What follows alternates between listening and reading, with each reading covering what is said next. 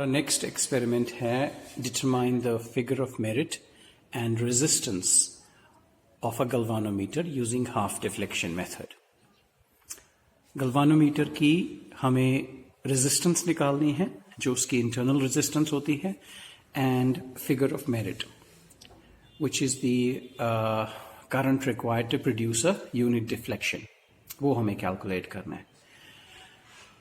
Because ये दो quantities G और K का value important है when you use the galvanometer, for example in converting it into a voltmeter or ammeter. So ये हमारा experiment है. Experimental arrangement हम ऐसे रखेंगे. We'll connect the galvanometer. This is the galvanometer. इसकी resistance G है and इसके साथ associated होता है figure of merit. This is actually a manufacturer's value. Anyhow, अब ये जो है ये गल्वानोमीटर हम कनेक्ट करते हैं एक पावर सप्लाई के साथ, एक वोल्टेज सोर्स के साथ, fixed voltage source through a switch S1 and इसको सीरीज में हम कनेक्ट करते हैं resistance R which is obtained from a resistance box. अच्छा, इस गल्वानोमीटर के पैरेलल में एक और रेजिस्टेंस हम रखते हैं which is of a smaller value. We call it the shunt. S से हमने रिप्रेजेंट किया हुआ है. ये भी हम ऑब्टेन करते हैं किससे? रेजिस्टेंस बॉक्स जोड़ के यहां पे. And there is another switch S2. इन दोनों का बहुत इंपॉर्टेंट रोल है. तो फर्स्ट रीडिंग R के लिए हम कैलकुलेट करेंगे जब S2 ओपन रखेंगे, S1 ऑन रखेंगे. यानी कि S1 is closed end S2 is open. And जब सेकेंड रीडिंग लेनी होगी S के लिए तो उसके लिए हम दोनों S2 और S1 दोनों क्लोज करके रखेंगे. सो हमारी जो फॉर्मूला है जो थियरी में आपने देखी होगी, दैट फॉर्मूला हम निकाल सकते हैं using this formula. If we know R का वैल्यू, ये एक्चुअली वो वैल्यू है जो कोई ना कोई खास डिफ्लेक्शन प्रोड्यूस करेगा गल्वानोमीटर में. But that deflection should be even division deflection because उसका हम हाफ निकाल सकते हैं. तो R का वैल्यू हमें ये सेट करेगा. This would produce a certain deflection in the galvanometer. Will try to make R such that the deflection produced in the galvanometer is an even division deflection, या 2 divisions या 4 divisions या 8 divisions, ऐसे kind of like that. And then फिर हम जब ये switch S2 on करेंगे तो हम S का वैल्यू ऐसे एडजस्ट करेंगे सो दैट अब जो गल्वानोमीटर डिफ्लेक्शन दिखाएगा that is half the original deflection. जैसे जब ये ओपन था उस वक्त अगर मान लो 8 डिविजन्स डिफ्लेक्शन इसने दिखाई तो उसका हाफ 4 हुआ, तो हम S का वैल्यू ढूंढेंगे so that half the deflection produce हो जाए, यानी कि 4 डिविजन्स डिफ्लेक्शन. और इसी तरीके से हम R और S का वैल्यू निकालेंगे. R और S का वैल्यू हम यहां पे सब्स्टिट्यूट करके G का वैल्यू निकालेंगे. ओके, फिगर ऑफ मेरिट भी हम इस तरीके से निकाल सकते हैं. V इज इस फॉर्मूला से K is equal to V divided by R plus G by theta. These are very simple. ये आपने थियरी में देखा होगा. These can be obtained using Kirchhoff's law. So we could use this, we could find out observation table. हम ऐसे बनाएंगे. We'll set a value of R that produces a certain even division deflection यहाँ पे theta, and then we'll calculate half इसका कितना होता है. जैसे suppose ये 8 divisions हैं, उसका half 4 हुआ. फिर हम ढूंढेंगे S का वैल्यू such that वही 4 division deflection produce हो जाए. And then we'll substitute R and S in this formula. Similarly, अब हमें G का वैल्यू मिलेगा. We also know what is the applied voltage जो हमने की है apply. वो हम substitute यहाँ पे करेंगे applied voltage. प्लस हम R और G का वैल्यू यहाँ पे substitute करके और थीटा का वैल्यू यहाँ पे substitute करके K निकालेंगे. Of course, we'll take 3 readings, then उसका mean निकालेंगे. This is how we find G का value और K का value. There is an alternative method जो हम in fact देखेंगे करके. वो method है, आप actually अगर if you see this formula, if you flip certain quantities, you will get 1 by theta is equal to this. So 1 by theta is equal to this.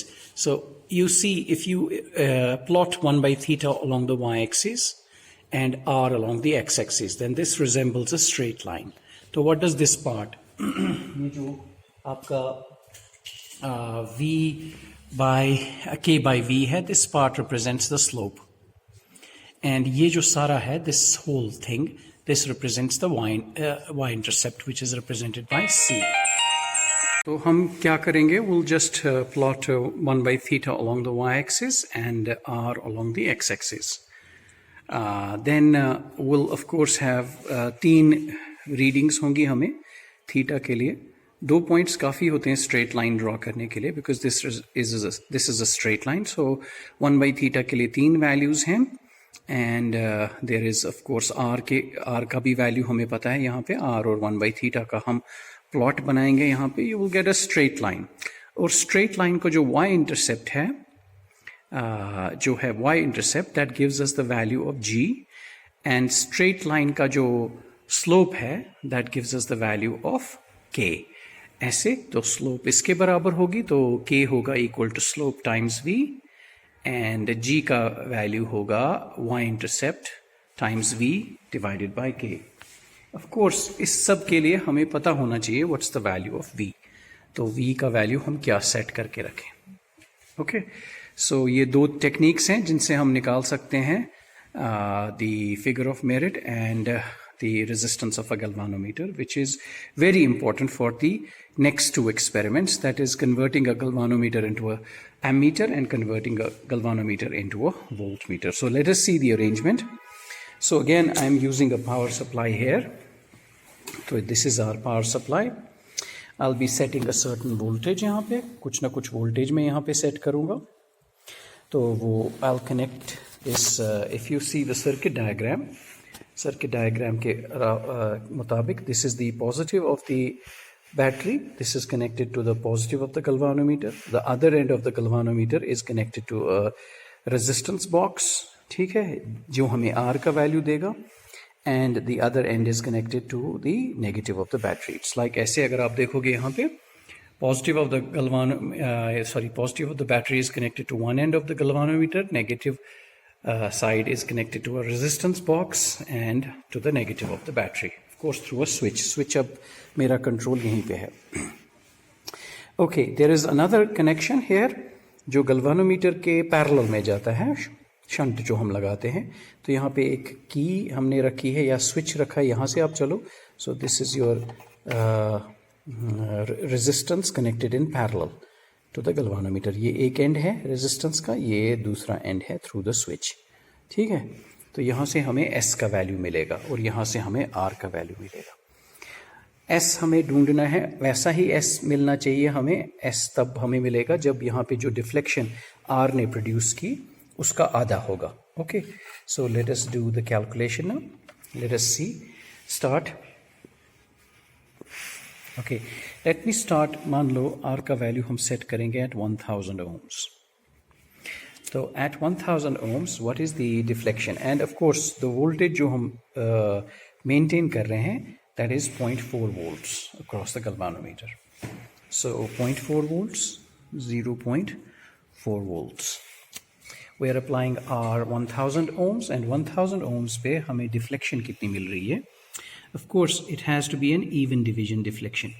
You can clearly see that the deflection is 18 divisions. So it's 18 divisions. अभी हमने जो parallel circuit है ना वो of रखा है switch. ये जो है S2, this is open.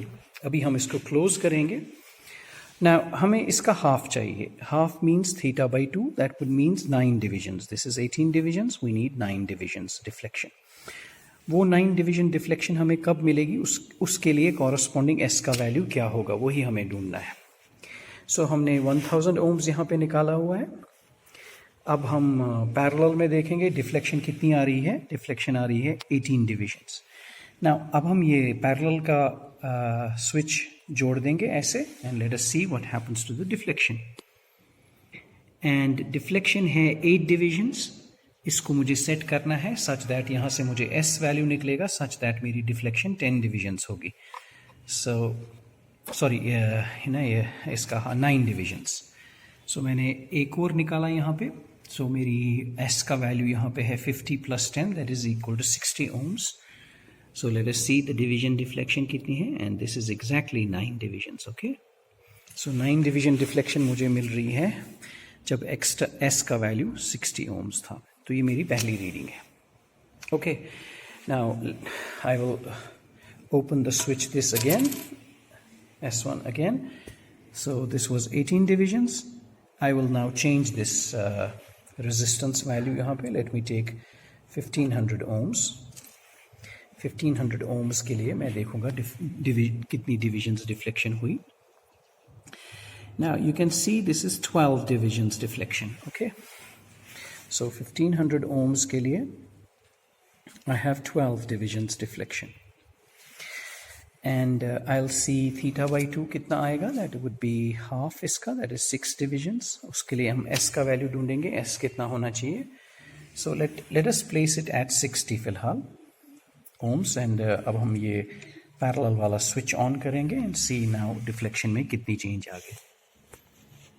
So how much is the deflection यहाँ पे. अगर आप देखोगे notice करोगे ये 5 से थोड़ा ज़्यादा है. So हमें थोड़ा adjust करना पड़ेगा so that we'll get 6 ohms. So हम 5 ohms और निकालते हैं.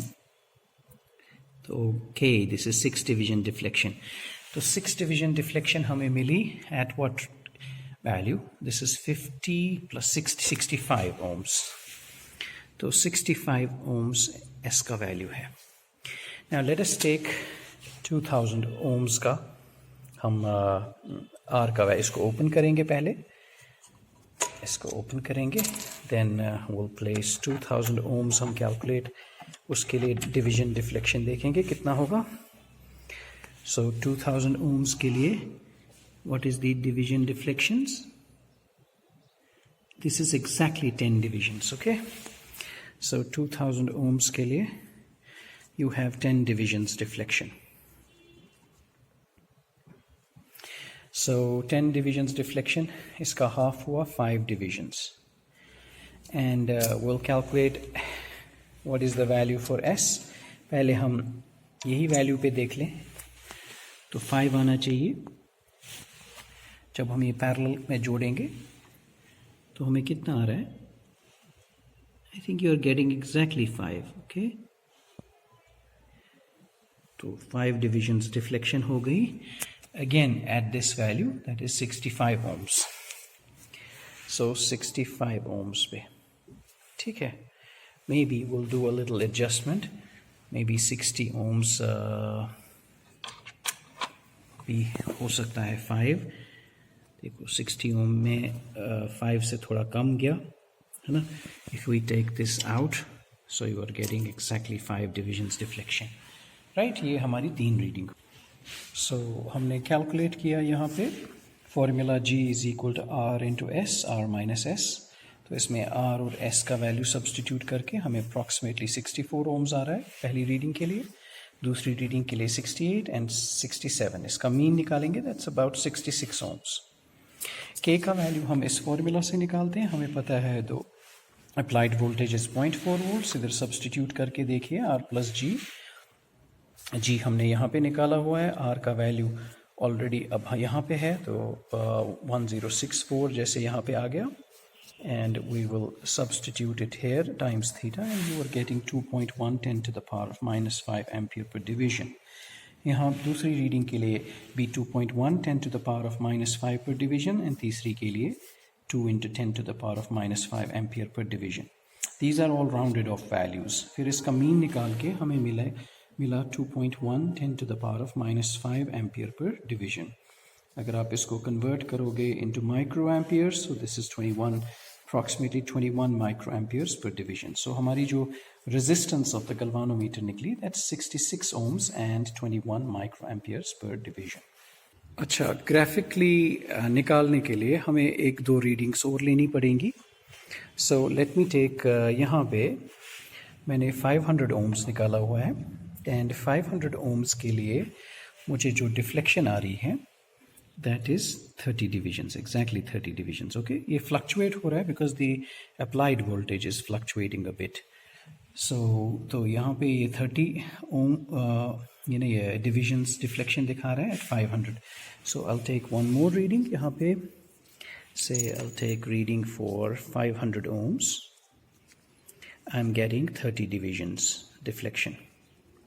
Let me see if I connect this. So how many divisions deflection I get? Now see, if I connect this, I'm getting 15 से थोड़ा ज़्यादा. So I'll just kind of इसको ऐसे में adjust करूँगा and I'll see. So I'm getting 15 divisions deflection. And what is the resistance? That is 60 ohms. तो S का value जो है 15 divisions deflection मुझे मिलेगी at 60 ohms. So I'll calculate the value for G, and I don't need to calculate this because actually हमें ये plot करना है. ठीक है, तो there is one more point that I obtained. एक और reading ले लेते हैं. So अब मैंने यहाँ पे R का value set करके रखा है 5 plus 2 हो गया 7 plus 1 हो गया 800 ohms.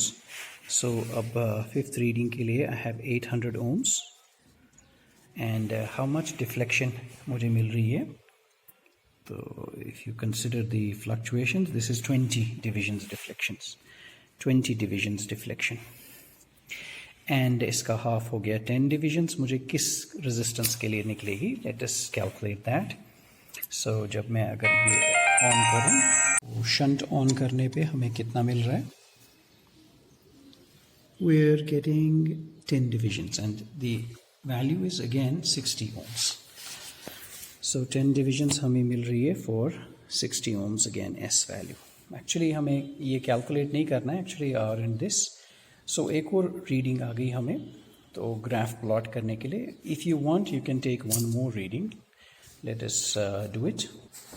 Okay, एक और reading ले लेते हैं. So I have taken out 1000 plus 200 and 50. 1250 ohms. So for 1250 ohms, so I'm getting how many divisions? You can check here. It's 14 divisions deflection. So 14 divisions deflection. इसका half करेंगे, that is 7 divisions. Okay, 7 divisions के लिए हम देखेंगे S का value क्या है. तो हमने यही ऑन किया 60 ohms पे. S का value is it 7. Just a little bit, I think it's 5, 6 and 7. 7 से थोड़ा ज़्यादा है. I will just make it exactly 7. So I think we have to take out maybe 20 ohms. ये ज़्यादा हो गया. So I think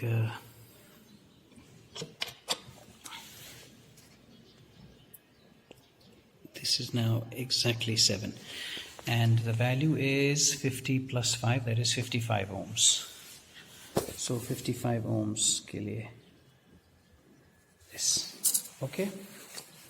So let us now plot these values. Now मैंने graphically यहाँ से plot किया है 1/θ, और यहाँ से हमने R प्लॉट किया हुआ है ohms में. ओके, सो पहली रीडिंग जैसे है लाइक 500 ohms पे we are getting 30 divisions deflection. And इसका because we are plotting 1/30th यहाँ पे, one inverse of this. So आप देखो 500 ohms पे यू आर गेटिंग 130. ओके, ऐसे ही फिर हम बढ़ते जाएंगे 800 ohms. ठीक है, 800 ohms is somewhere here. 800 ohms पे we are getting 20 divisions, 120, 1/20. So 1/20 at 800 ohms. And accordingly ये सारी जो readings है, ये R versus this 1/θ मैंने plot की, and you are getting kind of this. This is not a straight line. These are not along a straight line, but we'll just plot the best fit line. Best fit line वो line होती है जो या तो उसके through बहुत सारे points पास हो जाएं, या most of the points should be very close to it. Okay, let me draw it. So मैंने जब बेस्ट फिट लाइन बनाई, आई जस्ट एक्चुअली ये स्टेटिस्टिकल प्रोसीजर है. You can do it on a computer और a curve fitting software, ठीक है। Mobile phone पे भी आप डाउनलोड कर सकते हो from play store. You could use a curve fitter and put these values and get a linear graph. So ये मैंने थोड़ा linearize किया, but I couldn't do it properly because the values जो मुझे मिले गलत मिले. So I find like this could be the best fit जो इन सारे points को sort of satisfy करे. Neglecting these extreme values, maybe I shouldn't have neglected these two and draw a different thing. Okay, let us assume that this is a correct straight line.